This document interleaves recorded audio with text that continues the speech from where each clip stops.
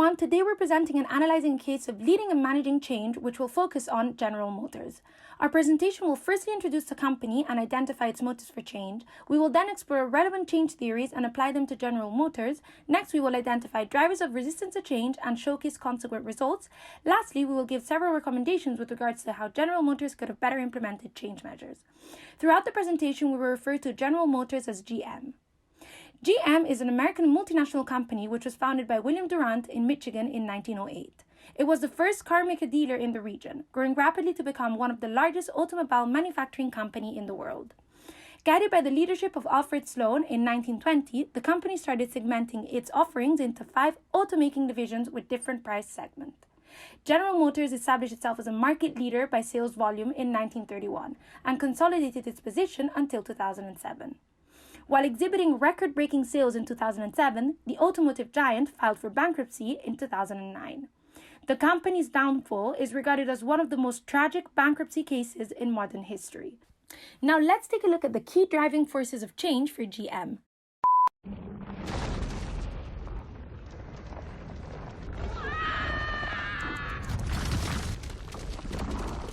The key internal driving force that led GM to implement change was its very high fixed cost structure. As any other auto manufacturer, GM's business is a highly capital-intensive operation that endures significant fixed costs regardless of market conditions. GM particularly struggled to contain these costs as sales dropped and their cost structure became higher relative to most other auto manufacturers. Their main cost issues were high wages. GM was paying very high wages to its employees, up to $74 per hour, whereas, for example, Toyota was only paying $44 per hour. Expensive manufacturing plants were running well below capacity because in many cases their union contract did not allow GM to freely fire workers when closing a plant. And lastly, high legacy costs including healthcare and pension plans for all employees meant that to cover these costs, GM had to sell its vehicles at an estimated $2,000 premium. And so these factors combined led GM to lose control over its cost structure and meant that meaningful change was required in order to protect their profitability and liquidity position. Next, GM was also threatened by 2 major external forces, one being the global financial crisis that had a significant impact on the whole automotive industry. This was particularly the case for GM.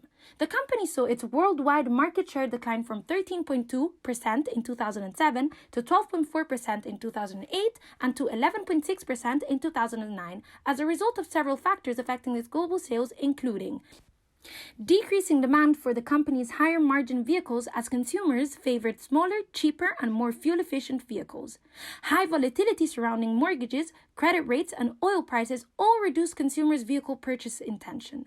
A sharp fall in consumer confidence, which hit the lowest point since the dot-com crash in 2000. The second external force impacting GM's need for change was the competitive landscape. The auto industry is naturally an extremely competitive industry. When the financial crisis started hitting auto sales, GM was in a much weaker financial position than competitors like Ford and Toyota. This made it much harder for the company to innovate and compete on several factors including price, quality, safety, and fuel efficiency. Competition was particularly fierce from Toyota, who was successfully in predicting the adoption of fuel-efficient vehicles and allowed it to take over a large share of environmentally conscious consumers. GM's inability to react fast to these new market trends caused it to lose its position as global sales leader in 2008. We will now look at a series of change theories in order to analyze how General Motors went about to enacting its change. Having looked at the change factors, it is important to start by zooming in on GM's culture in 2007 to understand why it was not able to respond in time to these forces of change.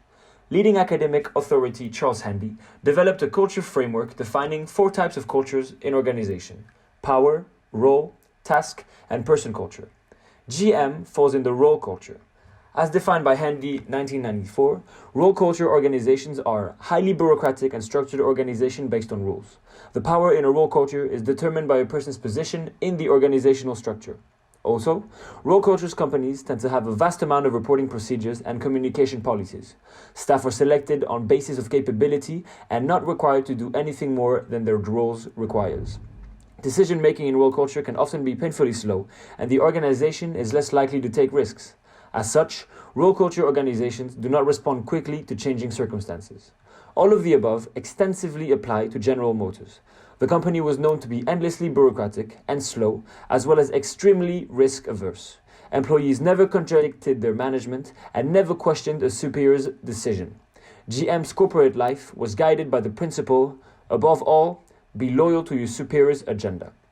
Carlson 2011 highlights a quote from a former GM exec, which states, "If you raised a problem, you got labeled as negative, not a team player. If you wanted to rise in the company, you kept your mouth shut and said yes to everything." This top-down culture created two big problems. Firstly, as decisions were made by top level and flowed from top down, nobody would ever take the blame if something went wrong. Secondly, as contradiction was low and bureaucracy was high, decision-making was slow, which resulted in low adaptability to external and internal forces. We will now use Lewin's 3-step model and Carter's 8-step model of change to highlight the biggest changes which were implemented post-2008. Afterwards, we will look at how General Motors realigned its culture to its new strategy and vision. Faced with bankruptcy, GM had to restructure its entire strategy and culture if it wanted to survive. According to Lewin, the first step to implementing change is unfreezing the status quo. In this first step, the change agent needs to acknowledge the need for change and make the employees and organization aware that a change is needed. Because many people will naturally resist the change, the goal during the unfreezing stage is to create an awareness of how the status quo is negatively affecting the company. Communication is especially important during this stage so that employees can become informed about the imminent change and its benefits for the future. Since the 2000s, GM sales had decreased until hitting an all-time low in 2008 due to the financial crisis. There was major discrepancies between GM's mission and their operation. The top execs had to accept that the golden era of GM was behind them and that a change needed to happen. Zooming in closer using Carter's 8-step model, Carter highlights the need to create urgency to begin the change process.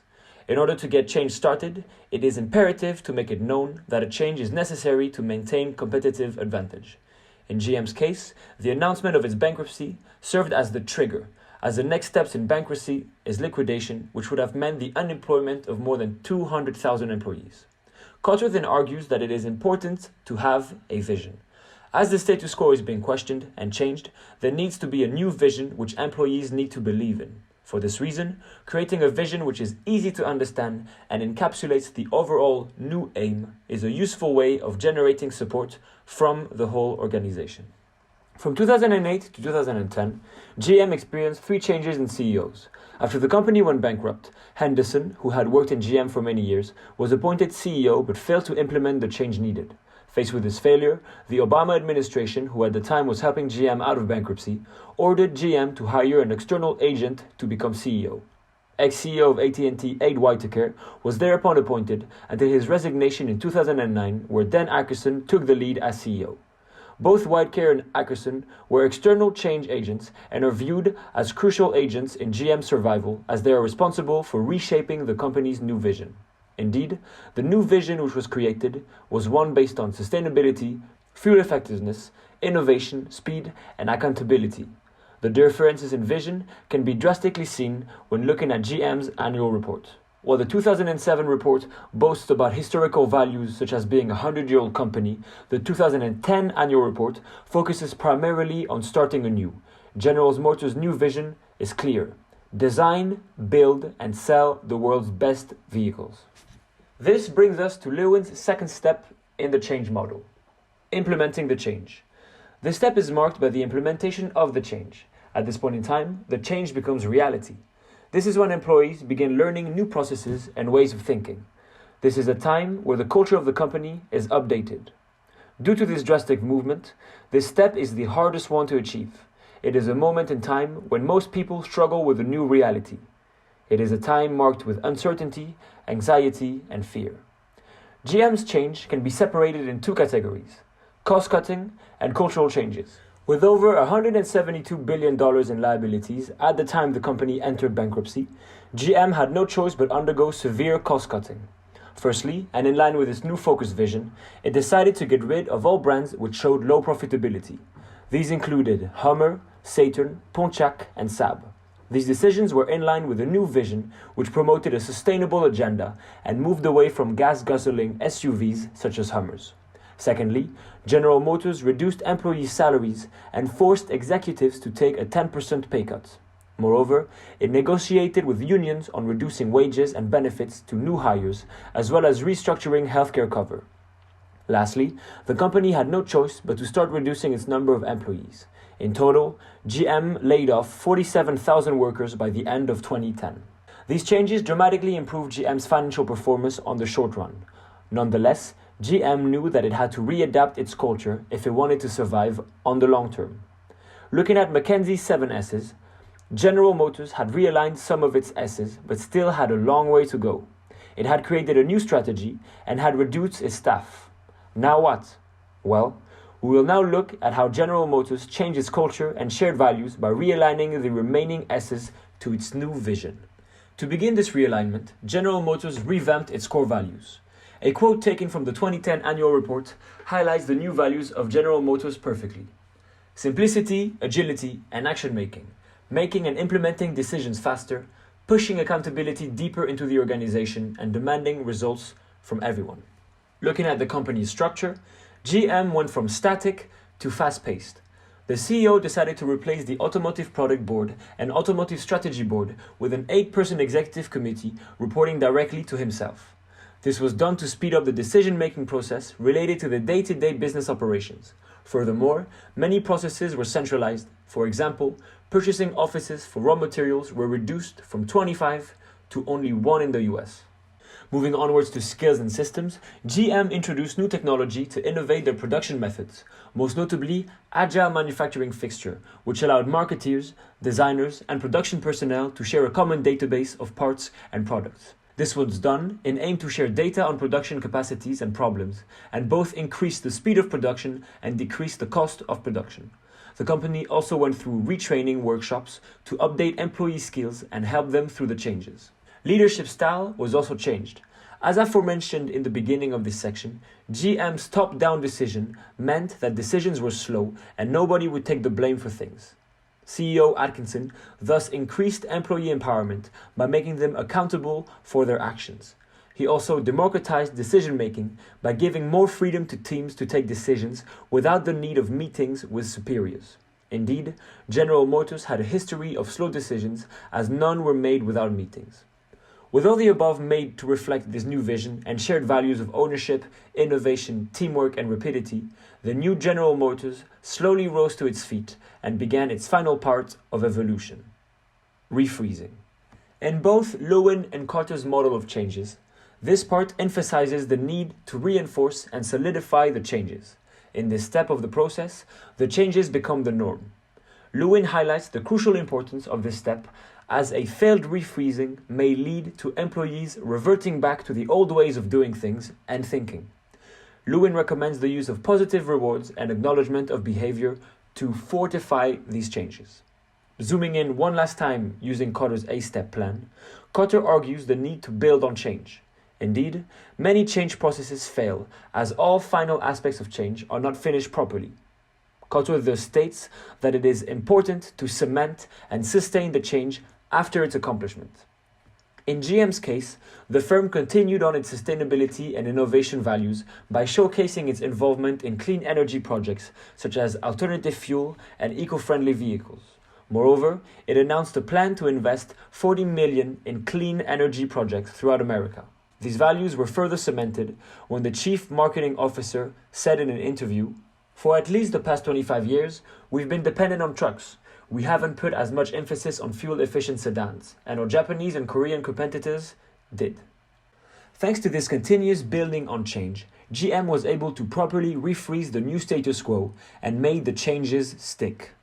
After a shaky 2008 to 2010 period filled with uncertainty and change, GM rose back from the ashes and experienced a return to growth in 2010.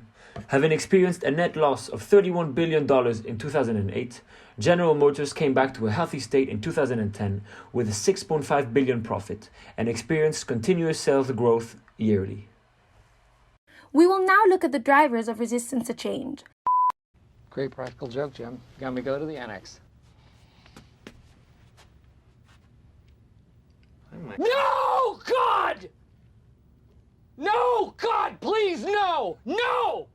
No! No! While the new GM managed to reach its change objective, the change was not without obstacles. This longer duration was due to the resistance to change. As highlighted by Cotter and Schlesinger 2008, the reasons why employees usually resist change is attributable to the fear of the unknown, misunderstanding of the need for change and its repercussions, and a low tolerance towards change. In the case of GM, management and employees were confined to the traditional way of the company's operations. According to Dent and Goldberg, 1999, people don't actually resist change, they instead resist loss of status, pay, or comfort. Indeed, at first the organization faced resistance because of their cost-cutting approach adopted. The initial change made at GM was cutting pay of employees, which created major problems and tensions. It achieved the target of cost-cutting up to $15 billion, but this cost-cutting strategy impacted its employees and customers eventually were unsatisfied. In fact, this strategy threatened previous agreements between GM and the trade union that stated no cuts in salaries and maximum capacity levels within the company. Employees knew that restructuring and layoffs were going to take place. Therefore, they lost their sense of security and allowed anxiety to take over. This led to minimum care while completing tasks and a huge drop in work efficiency. Then, the second major resistance that GM faced was because of their cultural change strategy, which remained relatively top-down. While GM replaced its static culture with a more fast-paced and flexible one, as mentioned before, by creating an 8-person committee, there was a solid resistance from employees towards the management, as they imposed the cultural change instead of making it come from its employees. The top-down strategy adopted by GM excluded completely the workforce. It paid little regards to the employees' opinion and lacked transparency. Moreover, GM's top-down approach was heavily criticized as the company had a long history of mistrust towards its employees. As such, GM's CEO successfully adapted this resistance by empowering the employees and democratizing decisions, as was previously mentioned. As such, workers played an active part in the process. After evaluating GM's change measures, we concluded that the company introduced drastic changes in a very short time frame, which developed extensive hostility within the working environment. When change measures were introduced, GM's reaction was considerably slow due to the initial appointment of an internal agent, which was subsequently replaced by an external one. We consider that this time period could have been reduced by appointing an external agent since the outset of the change process. This would have firstly catalyzed a faster implementation of change within GM's corporate culture. Secondly, it would have reduced the number of fired employees within the company. And lastly, it would have improved overall employees' morale. Communication is another factor that could have been improved during this change process. According to Bridges, communication helps to keep people feeling included in and connected to the organization. However, a lack of communication and a weak communication network can potentially create misleading information within an organization. In GM's case, the CEO could have better communicated the company's weak position to its employees by keeping them informed on a regular basis. This could have been done through various effective communicative tools such as video conferences. A transparent communication from the management to its employees should have been implemented in order to reassure them on GM's situation. In an ever-changing world, innovation plays a key role for continuous improvement within any industry. GM's approach towards innovation should encourage stakeholders' exposures to the company's ongoing process as well as new objectives and visions. This could be done by enhancing creativity through trainings, which embrace discovery and innovation. These trainings would reveal successful through a collective approach adopted by all stakeholders. In conclusion, the key learnings of this presentation are as follows. GM was forced to implement change measures due to the internal drivers being a high fixed cost structure and external drivers being strong competition and the 2008 financial crisis. Consequently, change measures were adopted following Lewin's 3-step model, Cotter's 8-step model, and the McKinsey 7SS framework. These measures led to resistance to change. Firstly, cost-cutting developed a hostile environment within the workplace due to the employees' unsatisfaction and disagreements with the trade unions. Secondly, cultural change strategies were top-down, leading to a solid resistance from the employees towards management. As a result, to change programs, GM returned to growth by 2010 with a $6.5 billion net profit. We recommend that GM should have introduced a faster implementation to change by hiring an external agent immediately. Also, communication had to be more transparent and through the use of video conferencing tools. Lastly, GM should adopt continuous focus on innovation within their corporate culture. Thank you for watching.